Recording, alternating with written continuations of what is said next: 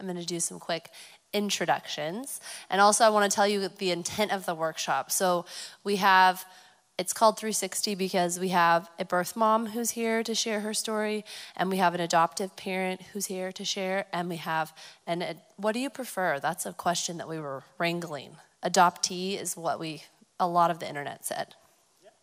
Adoptee. We have an adoptee here. So we're going to give them each a few minutes to sort of summarize a little bit. You've heard a lot from Melissa and then some from Josiah, but nothing from Kristen. So we're going to go in order and give some personal stories. And then what we want to do is have a lot of questions. So hopefully this is an opportunity where you guys can get questions answered. I think I can trust everyone in this room to not need cards, right? Yes, there's lots of nodding. And I want you guys to all feel empowered to say, I don't want to answer that question too. Okay? We're all friends here. We're all here for the same goal. Okay, first we have Melissa Coles, and you just heard from her. And then Kristen. How do you pronounce your last name, Kristen? Hunziker. And then Josiah Presley. All right, so Melissa's voice needs resting. So Kristen, you got to decide. Do you want to go first, or do you want Josiah to go first? Oh, I can go first. Ooh, Kristen's going to go first. Is this on? Ooh, it is on. Oh. Okay, so how about you do 10 minutes? Does that sound good? Wow, that's a long time. You My can family also, I mean, usually they might wants me have to stop tons of talking questions. before 10 minutes is up. It's up to you. How about that? There's another one. Ooh, I have to share. So my name is Kristen Hunziker, often pronounced in all sorts of different Hunziker, I don't even know, it's crazy. My husband Mark and I currently have 4 kids, and I almost always answer the how many kids do you have question with a currently, because we are still foster parents in Washington County. So our numbers fluctuate, but it's okay. I have a giant car, and it just fits in whoever needs to ride along. On the roof, it's not allowed anymore, but inside the car is totally fine. And so our current family compilation, our daughter is 20, and we adopted her 3 weeks before she turned 18. She moved in when she was 15. And then our next oldest is a son that I gave birth to, and he's 14. And then our next one down is just 17 days younger, in foster care with us. So also 14, they keep reminding me that 15 is going to be very, very soon, and the whole learner's permit thing. And I'm not sure that I'm mentally prepared for that, but the time will be here really quickly. And then next one down is another one that I gave birth to, and he is 13. We also have a menagerie of chickens and cats and a puppy. His name is Peanut, and he's adorable. And all around, my life is so entertaining. We primarily foster teens, and you can think that that is crazy, and that is fine. I sometimes think it's crazy, but they're highly entertaining, kind of like toddlers, but they know how to make sandwiches, and you don't have to wipe their backsides after they use the bathroom. So in my book, those are positive things. And a lot of people ask us the story of how we got started into foster care. We actually, I am 100% a planner, and when Mark and I actually were still dating, we were not even engaged yet, and I was like, hey, just in case I can't have kids someday, how do you feel about adoption? And he was like, I'm cool with that. So I was like, sweet, we can stay together. And we always kind of knew that just when the timing was right, it would happen. So, and honestly, as years went by, the more we talked about it, what was really on our hearts was teens. We would see teens who wanted to be adopted, and I am approaching 40, and I am still thankful that I have parents that I can call when stuff happens. And I just cannot imagine going through life, especially as a teenager. It's not like you turn 18 and magically, voila, you no longer need help from anybody. I mean, anybody here ever need help from a parent after they turned 18? Like, raise your hands. Come on, it's okay to admit these things. We're all, like Liberty said, we're all family, friends here. So we moved to Oregon from Virginia 8 years ago and went through the Foundations training course through DHS in Washington County. Oregon is not a foster to adopt state. You have to choose what you're going to do. But you should come to the classes because they're fun, and I talk at some of them if you live in Washington County. And then afterwards, you get to either adopt a baby or foster one, or teens, or toddlers, or whatever you choose, because you're offered options, because there is a desperate need. So we went through the course with the intent to adopt, and finished that, decided our teeny tiny apartment in Beaverton was going to fit no more kids. And eventually, about a year and a half later, purchased a home in Hillsborough. We had some room, and I emailed the general DHS website, hey, what do we do now? We have room for people. And got this email back that said, thanks for your interest in foster care. And I was like, that wasn't what we did the class for. But Mark and I talked, and we just don't believe in coincidence, that there are plans. God has a plan all the time for everything. And I emailed her back. I said, okay, well, we went through the class because we wanted to adopt, but I'll come meet with you. Met with her. I said, we want to help where there's a need, because there's always a need. And so, but we want teens. And she literally started crying because nobody wants to take the teenagers. And except for those of us who are crazy and maybe oddly entertained by things. Anyhow, so that started us on our track towards foster care. And then we did adopt. And anybody who expects that our family is done there probably should just close their mouths and sit down, because nobody knows what God is going to do.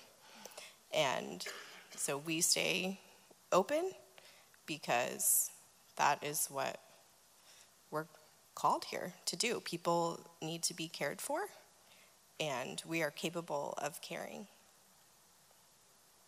I think that's my story, unless anybody needs to know anything else. We'll ask more questions. Okay, sweet. Okay, that's awesome. So I guess I'll just share a little bit about just my family and my family's makeup. I shared earlier this morning that I'm one of 12 kids, 10 of us being adopted. So my parents, they're both white. So you guys, most of you look more like my parents than I do.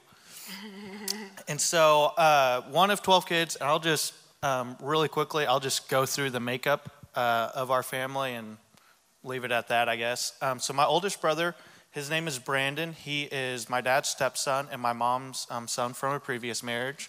My second oldest son is Nathan, or he's not my son. My parents' second oldest son, my second oldest brother, his name is Nathan. He is my parents' only biological son between the two of them. Then after that comes Eliana, who we adopted when she was 11 from Haiti, where she actually spent the majority of her life as a house slave in Haiti before we adopted her. After Eliana comes Mariah, who's just a few months behind Eliana, and Mariah is actually my parents' first adoption. She is part Hispanic, part Caucasian, and so she was my parents' first adoption, and my mom actually counseled Mariah's mom in a crisis pregnancy center. So Mariah's mom came in saying she needed to get an abortion. She had to get an abortion. She didn't have any other options. And my mom was sitting there counseling with her. And long story short, Mariah's mother said, well, will you adopt the baby? And so my mom and dad, my dad's been in ministry all his life, convictionally pro-life. They've known they were going to adopt at some point. So they're like, okay, yeah, sure, we'll adopt her. And that's actually how they started the adoption journey. So Eliana, then Mariah, then Elise, who is directly above me. There's a separation of about 6 months. She's also adopted from South Korea. She was my parents' second adoption. And they decided they wanted to adopt internationally. And kind of an interesting thing about Elise. So Elise and I, we're 6 months apart. And so people are all the time asking if we're twins when they meet us. And of course, because she's the older sister, she's quick to say, no, we're not twins. And so me being the younger brother, I'm always quick to say, yes, we are twins, just to mess with them. But so when they were going through the process of adopting Elise, they were talking to the caseworker just about just tips for adopting internationally. She was going to be their first child who wasn't Caucasian. And so they said it's really good if you adopt internationally to adopt another child of the same nationality. They encouraged that a lot. And so in that time of the process, my dad was like, well, give us another one then. And they're like, well, that's not quite how it works. And so shortly after they got Elise, and this is part of my story, because I was born with a deformed arm, I was considered special needs. And special needs kids are harder to get adopted out. And so the adoption agency I was adopted through actually ran a special article in their newsletter about me and how I needed a home. And so my parents thought, oh, this is perfect. Look at this little guy. He's from South Korea. He's real close in age to Elise. He's missing an arm, and so it'll be great. Elise can kind of, help him along the way as they grow up, take care of him, things like that. And so that's kind of actually part of the way God used my story to bring me into the family I am in. And it's actually really funny. She would never tell you this, but all 11 other siblings, or 10 other siblings would say this. They adopted me kind of thinking Elise would help take care of me growing up, but I've actually mostly taken care of Elise growing up. And the rest of my siblings would agree. She wouldn't, but they would. So after Elise, there comes me, and then next in age, we have a sibling group, Shoshana, Shylin, and Darius. They're part African-American, part Native American. My parents, we adopted them when they're 6, 7, and 8. And so their story is unique in that my parents were very involved in the adoption community, and they basically got a call one day saying, hey, we have this sibling group that needs to be adopted. They need to come to a new home. Will you guys adopt them? And at this time, my parents were up to, I think we were up to 10 kids. No, we were up to 7 kids. They made 10. We were up to 7 or 8 kids. And so my parents were like, well, we've never done, a sibling group before, and, we've got so many, but, let's bring them home. We'll have them over for the weekend and kind of look and see how well we think, they blend with our kids and things like that. And so we picked them up and then never heard from their mother again, actually. And so we ended up adopting them. After Shoshana, Shylin, and Darius, there comes Mia. She is African-American. We adopted her through the Baptist Children's Home in Oklahoma. Literally got a call one evening. They said, hey, we've got a baby who's just a couple weeks old, and we need her to be adopted. Can you guys adopt her? And before we knew it, we were adopting Mia. After Mia, Christopher, who's adopted from Haiti, he is Eliana's half-brother, actually. And we came to adopt him. Eliana would take mission trips back to Haiti, where she's from. And one of the trips over the summer, she came back one year and said, hey, Mom, Dad, I found out I have a half-brother, and he's living in an orphanage. We've got to adopt him, Mom. We got to adopt him, Dad. And so we got Christopher, basically, long story short. And then the last one, the youngest, that's Kinzia. We adopted her through a crisis pregnancy center in Oklahoma.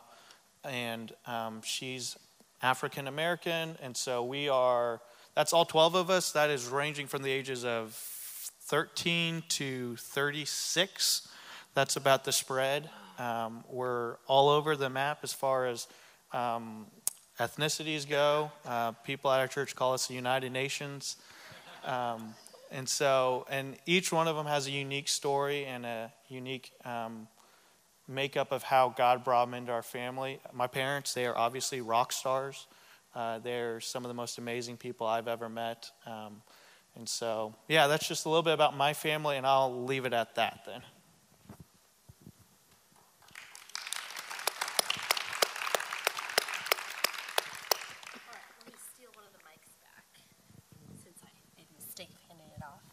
Okay, we just heard from Melissa, and I think you still need to rest your voice. Is there anything specific that you wanted to add before we get into questions, though, about adoption? I actually want to connect with her before we leave because my husband and I have been talking about wanting to foster, not right now, but maybe within the next 5 years. And we had talked about wanting to foster the older teens. Like you said, people think we're crazy. That's what we want to do. There's all different brands of crazy in the world. It's fine. Well, and right now my family consists of just me, my husband, my 17-year-old daughter, and we literally have I lost my one dog of 18 years, but we've got 2 dogs inside, 4 inside cats. We have 9 outside cats. We have a family of possums, a family of raccoons, and his name's Rocket from Guardians of the Galaxy. He is so cool. And You should have a vest. He's so cool. And my husband's like, don't get too close. I sat right by him all the time. But, all right. So we're going to do questions now. So if you can raise your hand, I'm going to just race around the room. And, did you actually fill out a card? Wow, points for her. There's multiple cards. You guys, gold stars all the way around this room. There's some up here. And then there's one over there. Here. I'll go to this one. I'll go to this one. I can walk. Oh, okay. Here. Okay. Okay. This is a question for Kristin. How do you feel about having both biological and adopted kids? And can you love them both the same way? Wow, guys. I didn't bring my tissues. I should have brought my tissues. I will just tell you honestly, before Jules came into our life, I always wondered, she's so prepared. This is amazing. Sherilyn, we've got the tissues. Yeah. Come back. Oh, and she's taking. Oh, here. What's the service? Great service here. I would meet people who had adopted, and I always wondered that. And it's one of those, you know how sometimes you know, but you don't know? It was one of those situations. I was like, well, I can see that you have this adopted kid, and it looks like you love them, but how's that different than loving a child that you have carried within your own body? And I don't know how it happens. I don't have an answer for you, but I can tell you that I love that girl just as much as if she had grown inside of me and I had raised her forever. Making us all cry, Kristin.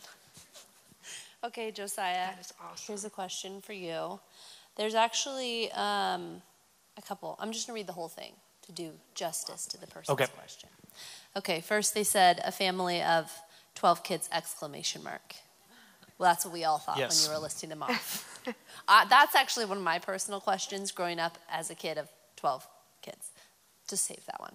How was your parents' faith journey is that the faith journey, whoever wrote this? To be able to provide for so many. We are getting to adopt 1+ kids, but the question of how we are going to do it is always there. Oh yeah, adoptions are very expensive. And that was a question that my parents, they had to deal with all the time. My dad, he actually, shortly when they began their adoption journey, he had been going through this, it's called Men's Fraternity, but it's basically a manhood series at the church. And one of the things that they told them as you're going through, men as providers, one of the things you need to do is you need to consistently be just assuring your wife that you are going to provide for them, you're going to take care of them. Like, that's an important thing for you to be doing as a provider. And so my dad actually, he had a conversation with my mom, and he shares this. He says, I told her, I said, honey, I can provide for you and we can be super secure, or we can adopt kids. But it's one or the other, right? And she said, adopt kids. And they, on faith, they adopted. And every time the Lord has provided, whether it be through people in the church, some of the adoptions actually ended up not costing anything at all. Shoshana, Shylin, and Darius, because they are Native American, the tribe actually paid for all of the expenses that went into that adoption. And different adoptions at different times, just the right time, there's always that provision there. And what it comes down to is if God calls you to it, he's going to provide. And he definitely has for our family. So, great job. I have a question, I think, for all three of you, especially Melissa being somebody who has placed a child. This question is, what is your opinion on single people adopting children, not for the sake of wanting or having a family, but for the sake of giving those children a home and caring for them? And Kristin, maybe you could speak to fostering, single parents fostering too. As in, do I think it's okay for a single person I think that's what the question is, because obviously, conservative values of you need mom and a dad. If someone is willing to provide a loving home for a child, ideally it would be, a couple adopting a child just to have both figures there. But I know that, it takes all sorts of families, and there's a mixture of all kinds of families. And if you're providing love for that child, and you're providing guidance for that child, and everything that child's going to need in a loving home, I see nothing wrong with that, personally, myself. I would say that they need to be loved, and and they need to know that they're loved, which is maybe the bigger thing, that it needs to be something that's obvious to them. They need to be told that they're loved. And so, just even in our situation, Jules has had a lot of healing over the years as far as her relationship goes with her biological mom. But before she came into foster care, she was abused, and her mom told her she hated her. And I just cannot, I remember there was this one time, I think I was 11, and I told my mom that I hated her because I was mad, and I have not forgotten that. I've even apologized to her about that. I can't imagine if my parents had told me that repeatedly, that I was hated. Instead, I am thankful to be from a family where I was told that I was loved, and I was shown that I was loved. And so people are single for a lot of different reasons. They may or may not have chosen to be single. And people are also childless for a lot of different reasons. And they may or may not have chosen, mostly may not. They have not chosen to be childless. And if they are capable of providing love and family, can kind of look different if right. I think another key word besides love too is needed. Because I know that I look at my daughter all the time, and I'll be like, "Did I tell you I love you today?" "Mom, you told me 30 times." But I think the word needed, I need you. I know it may just sound like a word, but I need my daughter. She completes this family. So I think the word love and I think the word needed are both need to be used a lot. Do you have anything to add, Josiah? No. Okay. I'd agree. For whoever asked this question, I have a number of friends that actually are foster parents as single women, and they have family support, extended family that provides like the uncle role and the father role. So I think that definitely, like Kristen said, like the biggest priority is that these children are given safe, loving homes, and that their perception of their life is being wanted, whether or not they have one or the other of the parents that they would have if they had stayed with their biological parents. Josiah, I have a question because I read in my research about you before you came to speak. I got the impression that you struggled with having been adopted. Did you struggle with it prior to finding out that your parents had attempted to have an abortion? I think that that's something that's a common concern by society, is that adopted children would go on to feel unwanted and unloved and abandoned and those type of things. So could you speak to that? Yeah, I would actually, I think I'd almost say kind of the opposite, in the sense of, I grew up in a home where, we were adopted, and, always consistently what our parents told us, was we needed you to be a part of our family, and we were special. Brandon and Nathan, they kind of didn't get options with them. They just had them, right? We were chosen, right? And actually with my story, and I say this because I know a lot of adopted kids who do struggle with being adopted. I have siblings who are adopted who struggled with it. I have friends. I grew up in a church with a lot of adopted kids, and so I know there's that struggle a lot. I didn't personally have that struggle with being adopted because, as I mentioned this morning, just the anger and the hatred I had towards my birth parents, it actually drove me more towards my adopted parents, because there was still that recognition that while they thought my life wasn't valuable, my adopted parents thought my life was valuable, and they took me in and they loved me, and they cared for me. I know, though, that that's a struggle that a lot of adopted kids do face. And one thing that, I'll just mention this and leave it at that. One thing I think sometimes we forget, or maybe don't recognize, is adopted kids, if they're adopted as young children, as babies, whatever it may be, but adopted kids, they have faced rejection in a way that most of us probably won't in our lives, or a lot of us won't in our lives. And regardless of how they deal with it, and they have to deal with it at some point, because it's a great thing that they were adopted. It's a great thing that you, as an adopted parent, have loved them, have brought them into your home. Those are great, amazing things. But it still doesn't change the fact that at one point in time in their lives, the people who should have been there for them, for whatever reasons, couldn't be there for them. And they have to deal with that rejection in some way. And so that's a struggle they go through at some point in time. For most of my friends and my siblings, that point in time came through high school. When they're trying to find their identity, when we're all trying to find our identity, figure out who we're going to be, what we're going to do, things like that. And that's when most of my friends and siblings struggled with that idea or that understanding as far as adoption. So I think that's something we just have to recognize. And then that's one of the things we work through. I think that's part of adoption, right? Loving them through that and affirming to them time and time again that they're valuable and that they're loved.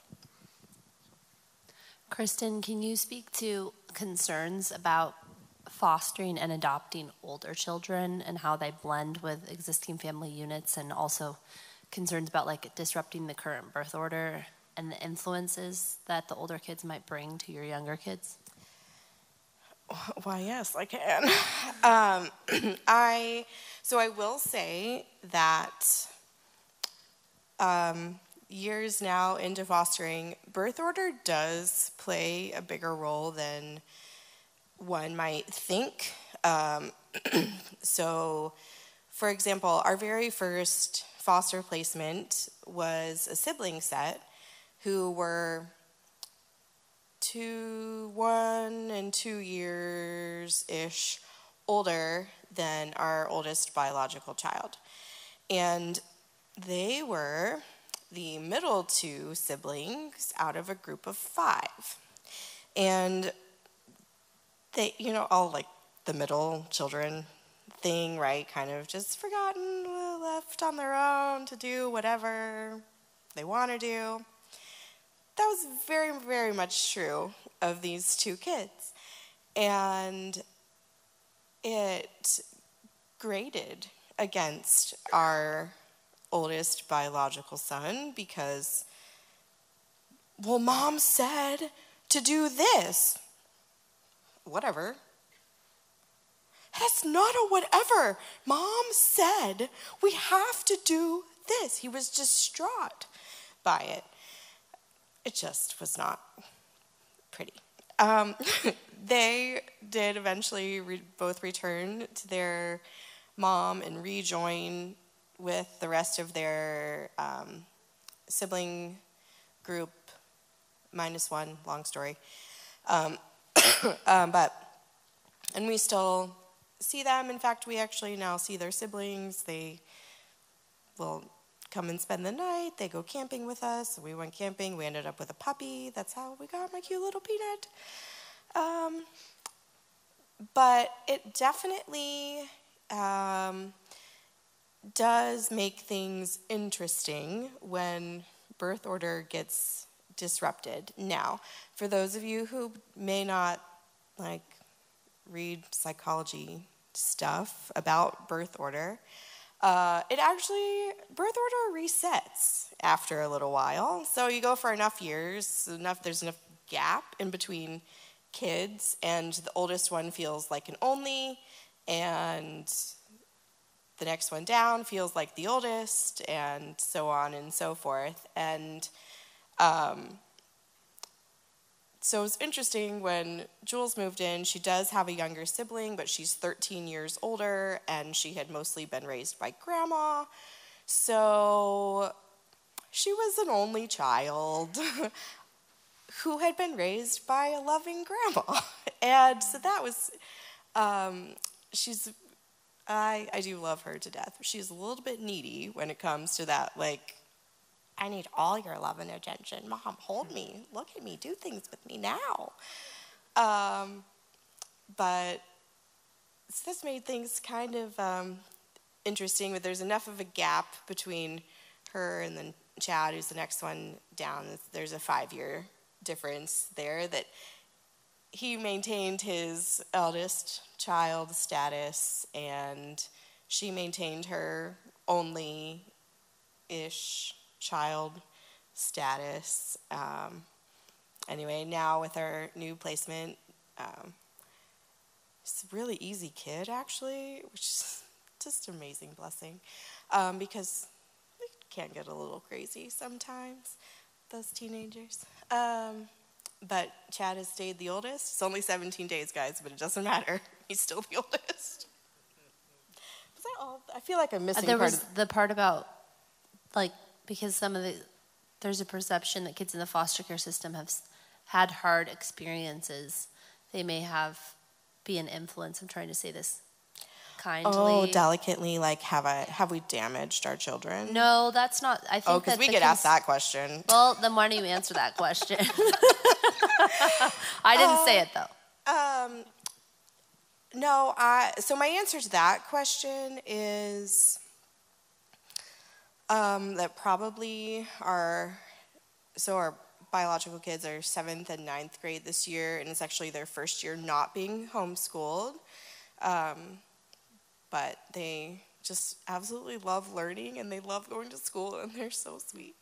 But so prior to this, quite frankly, our conservative Christian homeschooled kids know all kinds of things that you would not expect your conservative Christian homeschooled kids to know, because they had been told stuff.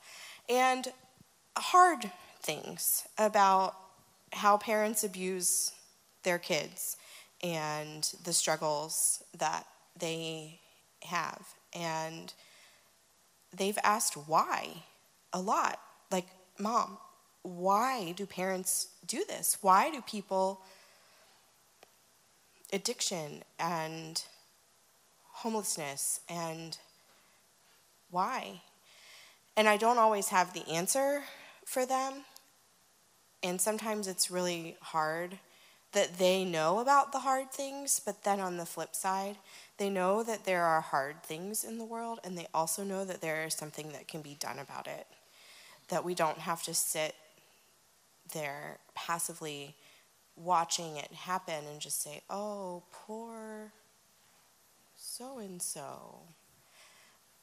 But they can know that we can be proactive and that we can take care of people that need it. Great. Josiah, we saw some vigorous nodding at the birth order question. Can you speak as an adoptee? So I think the best story I can give is, so Eliana and Mariah, they're my two oldest sisters. Now, really quickly about birth order, it almost doesn't matter when it comes to brothers and sisters in this sense. I have 7 sisters, and every single one of them has a different way in which they can boss me around. And they regularly try to, but I love them. So Mariah was my parents' first daughter to adopt, and she was, for the majority of my childhood, my oldest sister. And she was the oldest daughter until she was 11 years old when we adopted Eliana, who is 3 months older than Mariah. And when we talk about birth order, Mariah was so excited. She was always saying, oh, I'm getting an older sister. It's going to be awesome. I've always wanted an older sister. It's going to be the best. And then you know what happened? She got an older sister, and she kind of hated it for a while. Her and Eliana, they butted heads a lot because Eliana was also an older child, used to being an older child, and now she was the oldest daughter in our family. And so that they did butt heads a lot, actually, throughout their teenage years, and they really didn't until they reached adulthood. They didn't really work out all of that, I think, until adulthood. And so I think, there is some disruption as far as sibling roles. I think one answer that helps that is just adopt a lot of kids, because when you have a lot, it doesn't matter as much in the sense of, I'm the middle child in my family. I have 5 older siblings, 6 younger siblings. And so to some, I'm the baby. To some, I'm the oldest sibling. To my oldest brothers, I was like the youngest sibling that they ever lived with. So I'm the baby to them. Whereas to my youngest siblings, I'm like one of the oldest ones they've ever lived with. And so I'm the older child. But I think at the end of the day, what it really comes down to is just recognizing that, people are kind of messy. Like, we just are. Being humans, we're messy. And when you add more people to the mix, when you add more people into a house, it's going to get messy, right? And there will be tensions, there will be difficulties. But at the end of the day, if we believe that it's better for there to be more people, at the end of the day, if we believe that human life is valuable and we believe that every life has value, then we have to say, so it's better for us to have more in the home. It's better for us to have that tension. It's better for us to have that struggle because it makes us better as people as we learn to work through that tension, work through that difficulties. But yeah, I think there's definitely some difficulties with that and sets of challenges with that, but it's worth it because people are worth it. Thanks, Josiah, and thanks for powering through that monster hailstorm. I know, just it's kind of crossed crazy. over us. Okay, we've reached the end of the questions that have been handed in or they've been covered earlier. So can you raise your hand and I will come to you if you have a pressing question. Ooh, look, over here. Oh, good, excellent. Saw you first. Put your hand back up so I know who it is. Okay, yeah, thank you. Oh, she's got a card too. Okay, you got to read this one. Okay. For Mr. Presley, I have 2 cousins who are Native American and adopted, and they've just faced some challenges with that, not only because of like their ethnicity, but because of they share a birth mom. They're half siblings, and she took like some pretty hard drugs when she was pregnant with them. So I was wondering if your 3 siblings, who you said are half African American and half Native American, like if they've experienced any of that, and also if you know what tribe they're from. Okay, yeah. So first off, you can call me Josiah. You don't have to call me Mr. Presley. Thanks. I'm only 24. I'm not a Mr. Yeah, so my siblings who are Native American, they are Chickasaw Indian, and they are, so two of them are full siblings, one of them, and then like half siblings, right? So it's interesting. So the older of the three, they have the same mother. The older of the three has the same father as the younger of the three, and then the middle one has a different father. I don't think there are necessarily specific things they have to work through because of their heritage. They do have, and I don't know how old these two siblings you're talking about are, but we adopted them when they were 6, 7, or 8, and so they do have a very different background from which they came from. They were already adopted once before we adopted them. Okay. And they had a whole host of different life experiences and things and difficulties they had to work through, which did make them probably stand out a little bit different from the rest of us as far as their relationship with one another, because they had shared those experiences together, and that bonded them together in a way that we didn't understand. Some of us didn't understand because we didn't share those experiences with them. But I don't know if that answers the question. Okay, cool. There were other hands on this. Yes, there you go. Josiah, going off of what you said in your previous comment about how having more kids in the home makes it better because lives are valuable, Pope John Paul II said that it's impossible for a culture to be pro-life if it's anti-birth. And we're bombarded with all kinds of lies like children are a burden or it costs $250,000 to raise a child. And I was wondering, how would we combat that and pretty much proclaim that it's good to have a big family with lots of children? Honestly, what it comes down to is a question of whether or not we value human lives, right?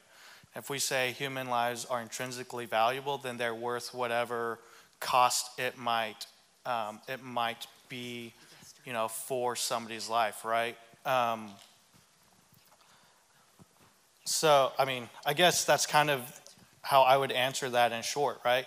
So you want to say, so at what point then do we say a human life costs more than it's worth, right? And if we start all throwing out numbers, we've missed the point. If we start saying, well, a human life's worth, if it's going to cost more than $250,000 to raise a kid, not worth it. Or costs this much or that much or that much or whatever much, it's not worth it for human life. We've really missed, I think, the mark there when we get to that point, because it's not a question of at what point does their life become invaluable, or at what cost, or what we are spending on this life not valuable. It's a question of whether or not we value human life. And so if we say human life is intrinsically valuable, it's different from the rest of the life we see in creation. It is valuable in and of itself because it's human life, then we should be willing to spend the resources it costs to sustain, protect, and cause it to flourish, right? Does that answer the question? Sounds like it. Thanks, Josiah.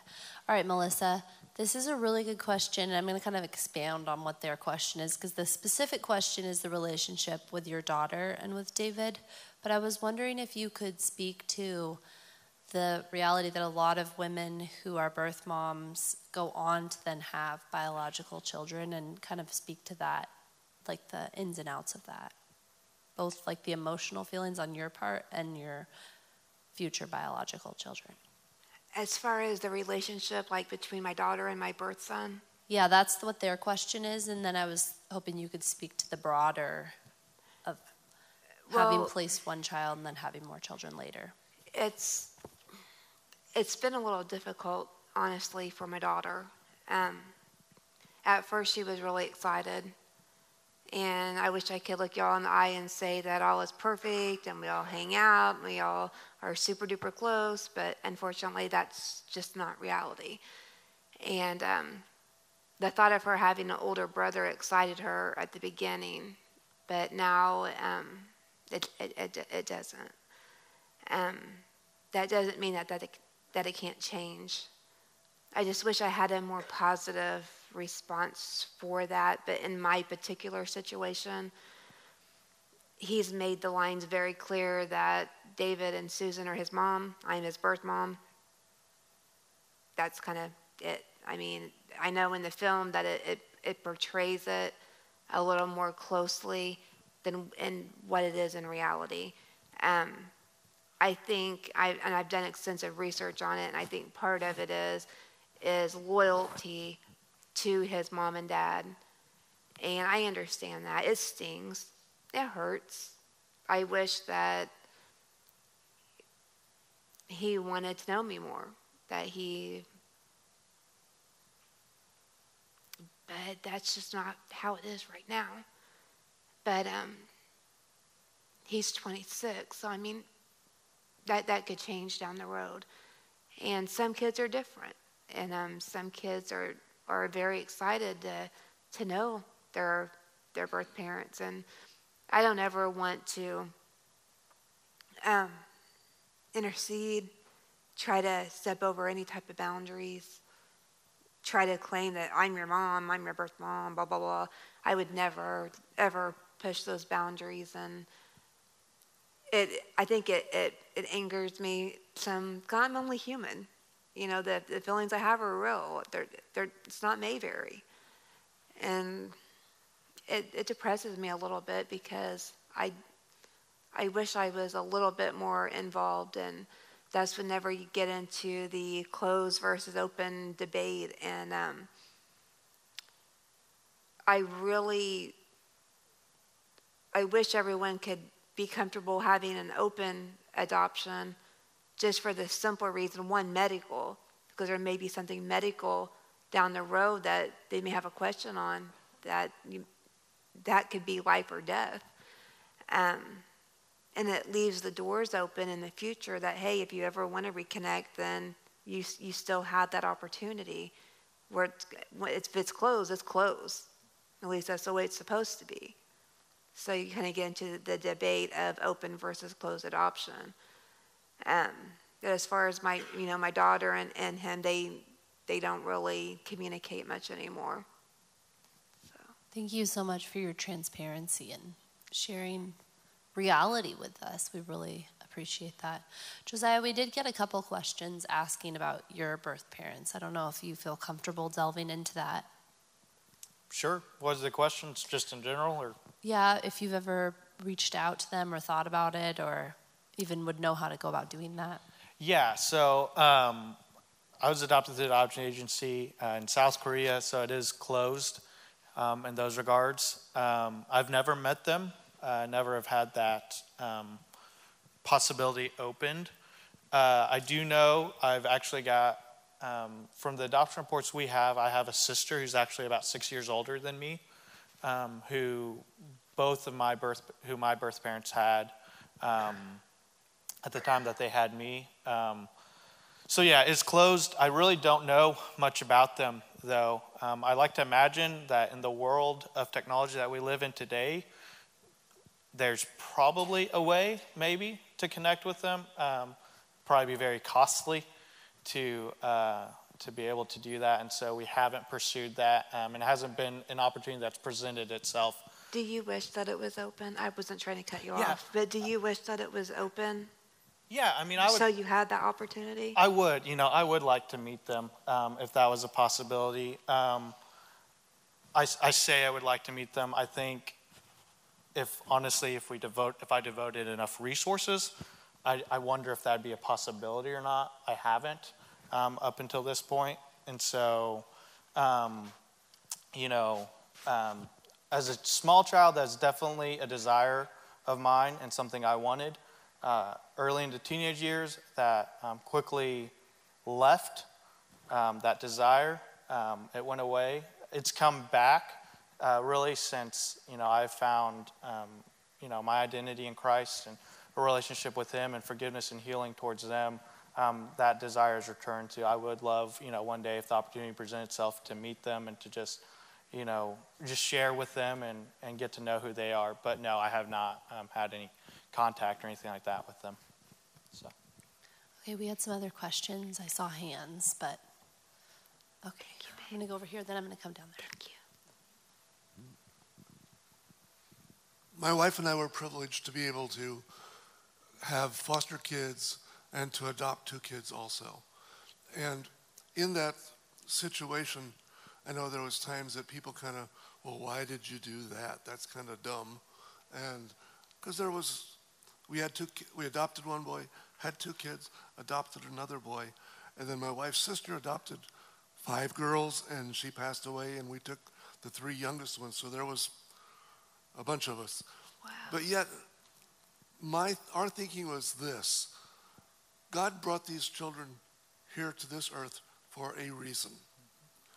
And there was, if we can instill a little bit of love in their hearts and lives and help them to come to know our Savior, and they can have a more of a normal life than apparently they were getting in some of the other situations, to us it was well worth it. What's your thinking along that same line?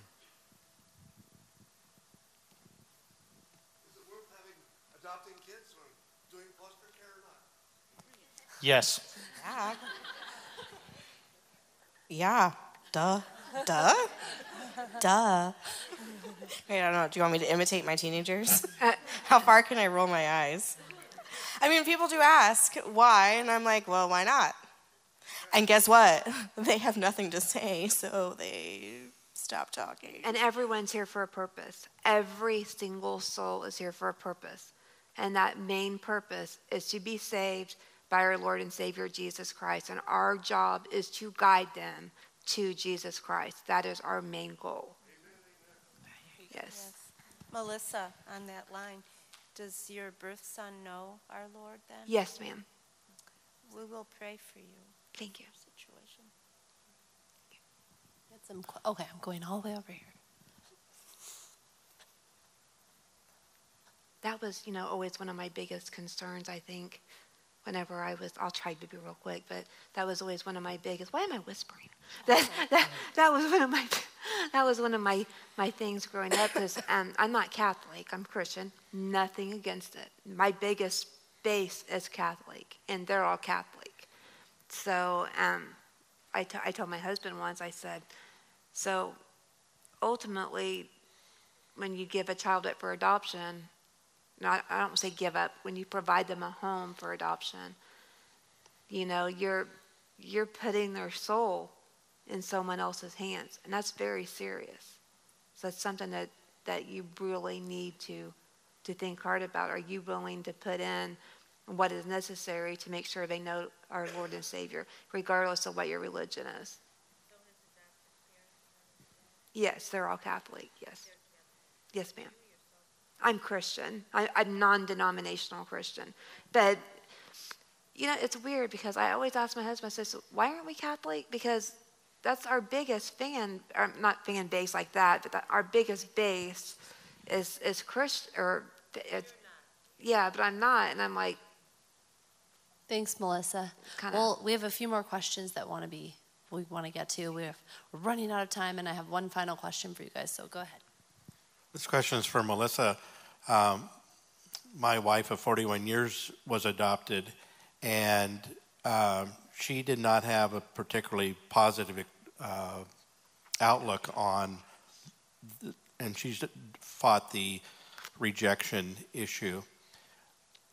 If your son, as he grows, do you think he'll carry with some of that same abandonment, and that he will not be enthusiastic about adopting? My wife was not enthusiastic about it for whatever reason, which I've never quite understood, but I would be curious what your perspective is on that. That is an interesting question, because I've been given that a lot of thought lately. He actually advocates for adoption as well, which is good. But to be quite honest, and this is going to sting for me, I think on some level, even though it's not been said or admitted in any way, I think that there's a little bit of resentment in there towards me, and that's not been said, but I kind of feel that maybe that's there a little bit. Because I want more than what he wants right now, which is fine. I don't want to push anything, but I'm hoping as he gets older that he will, at least want to know me a little bit better. And I think some people have positive experiences and some people don't, just like anything else. I mean, we hear stories with foster care all the time, some good, some bad. And I think it just depends on every situation. I think that, like, the whole point of the pro-life movement is to remind people that there's a lot of life to live, and we just want to give you hope, Melissa, too, that I know that I've been through so many mind shifts in 32 years and don't recognize previous versions of myself very much, but I think the whole point is, like, there's suffering in everyone's life, no matter how you came to be or who your parents are or anything like that. And the point is that, like, by living life and by giving your son life, which you did, then there's so much opportunity, and you have no idea what story you're going to be telling us in 10 years. So hang in there.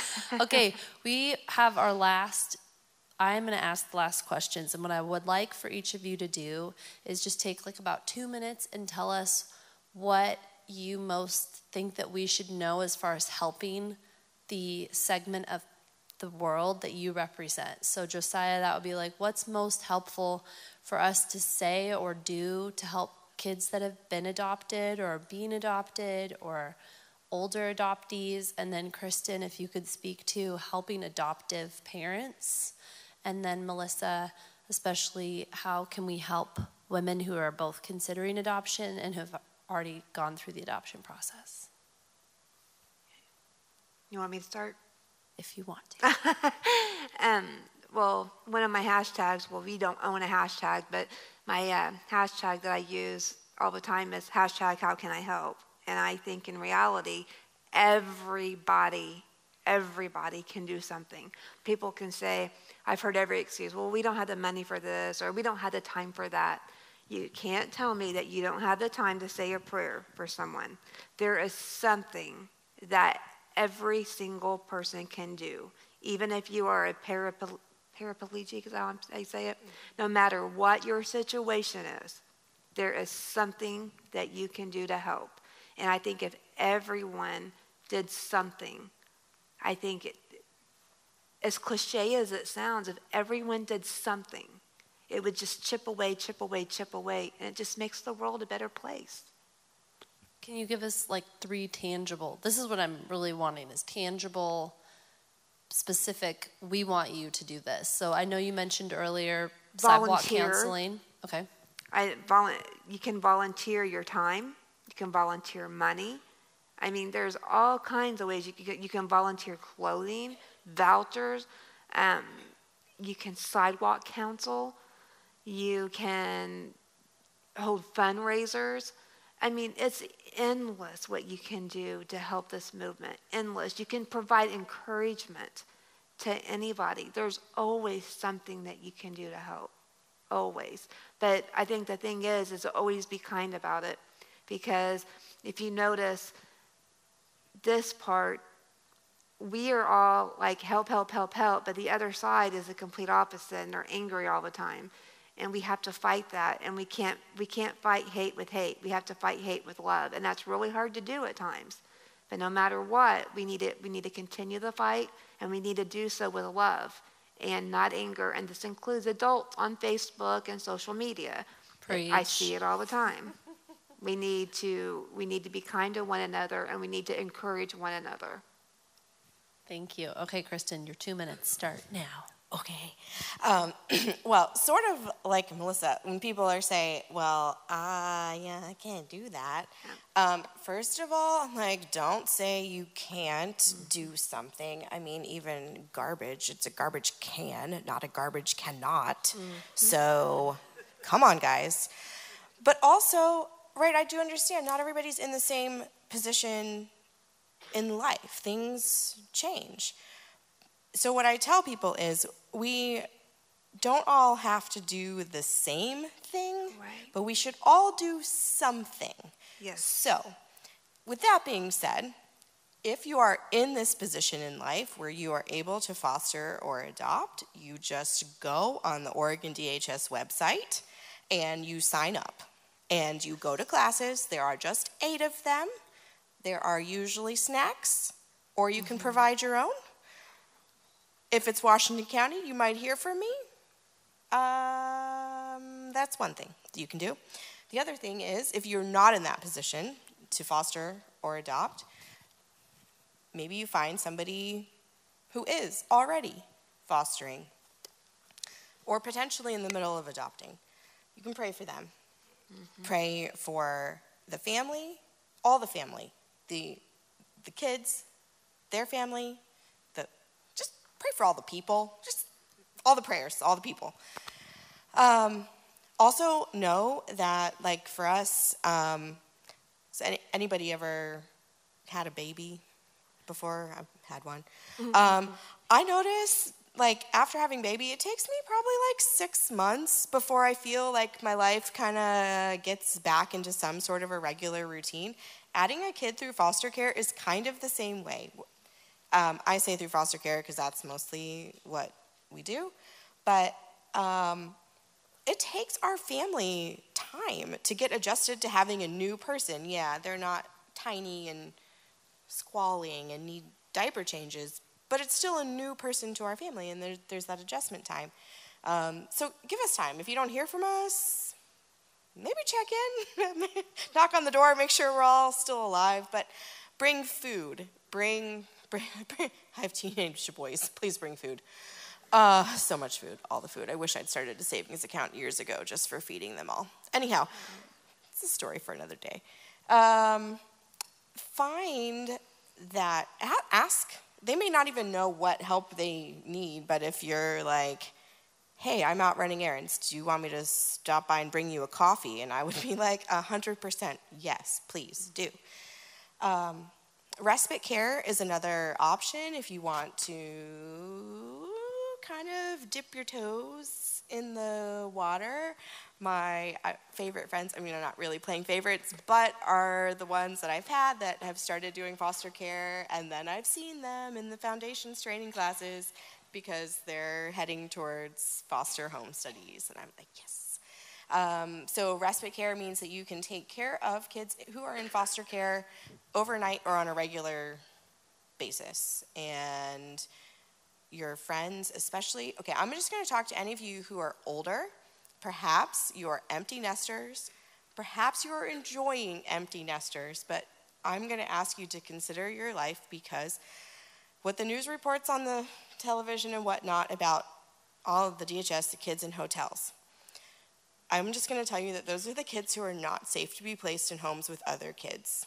And if you are in the position where you could parent kids who are not safe to be placed with other kids and you have no other kids at home, please prayerfully consider doing that. I'm already praying for everybody, all of you, to consider doing that. Not going to lie. So as an adopted kid, I will share from two perspectives. So for folks here who either are adopting, are fostering, are looking at it, right? So for that camp, I'll just share 2 things that my parents have done that have stood out so much to me. We always celebrated adoption. We always saw adoption as a beautiful thing, always talked about it in a good light. Never have my parents ever talked down upon any of our birth parents. And so I think that's important to celebrate adoption. Another thing that is so important, though, as well, in the midst of celebrating adoption, don't single out your adopted kids, right? So I never growing up was Randy's adopted son.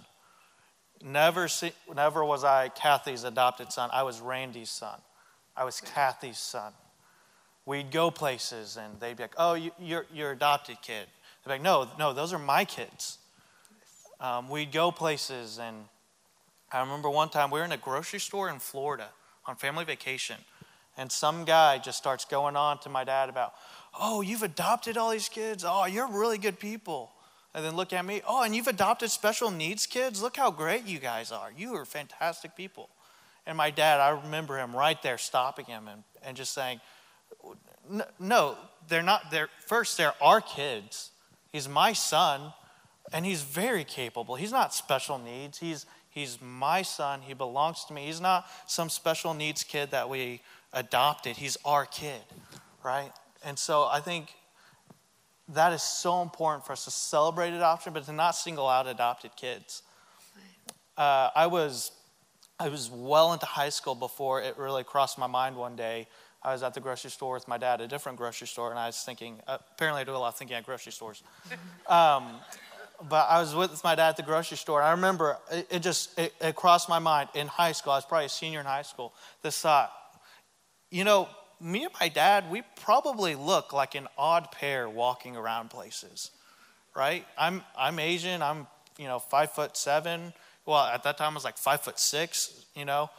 Scrawny little Asian kid, and my dad's this Caucasian male, 6-foot frame, and we're just walking around, father and son. But that looks odd to a lot of people probably. But you know who that didn't look odd to? My dad. My dad never treated me differently because of that. He never acted like there's any differences between him and I in those senses. And so I would say celebrate adoption, but don't single out adopted kids, right?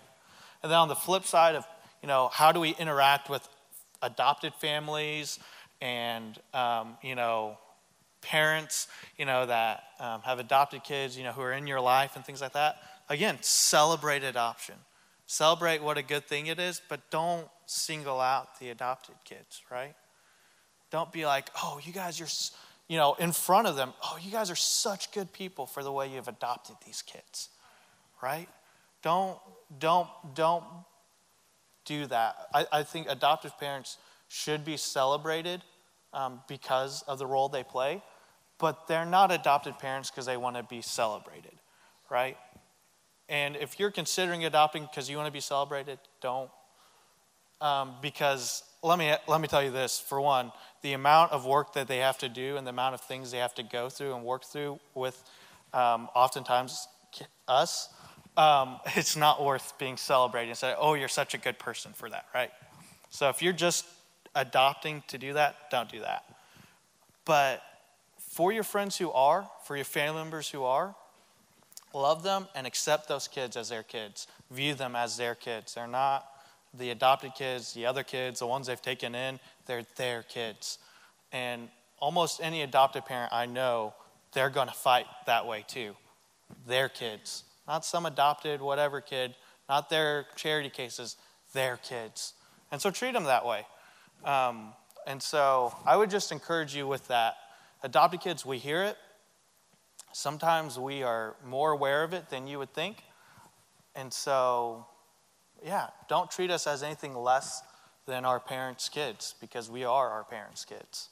I am Josiah Presley, son of Randy and Kathy Presley. Not adopted son. I am adopted, but I am their son, right? And in the same way, that's who these kids are to these parents. So. What a good note to end on. Thank you, all three of you, so much for your transparency.